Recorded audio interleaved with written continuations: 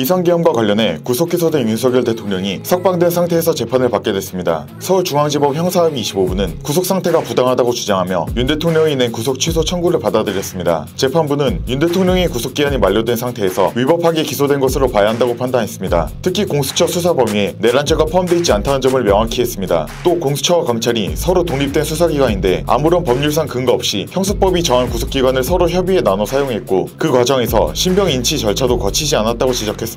법조계에서는 법원이 공수처의 윤 대통령 체포와 신병 인계, 검찰의 기소 등 수사 절차의 전반적인 위법성을 인정한 것이라는 평가가 나왔습니다. 윤 대통령 측은 법치주의가 살아있음을 확인한 것이라고 밝혔습니다. 공수처의 위법 수사와 불법 체포, 검찰의 구속기간 만료 후 기소라는 온갖 불법이 혼재되는 상황에서 서울중앙지법은 법과 원칙이 무엇인지 선언하며 정의를 바로 세웠다고 설명했습니다. 대통령실도 수사권이 없는 공수처의 보여주기식 불법 수사가 뒤늦게나마 바로 잡혔다며 법원의 결정을 환영한다는 입장을 밝혔습니다. 또 국민과 함께 대통령의 조속한 직무복귀를 기대한다고 했습니다. 윤 대통령에 대한 구속 취소를 결정한 지기현 부장판사는 전남 승주 출신으로 개포고와 서울법대를 졸업했습니다. 대법원 재판연구관을 두 차례에 걸쳐 6년간 지내는 등 비교적 법리에 밝다는 평가입니다. 지 부장판사는 2023년 2월 서울중앙지법 부장판사로 부임한 뒤 작년 2월 삼성 경영권 불법 승계 의혹 사건의 1심 주심을 맡아 이재용 삼성전자 회장의 19개 혐의에 대해 모두 무죄를 선고했습니다.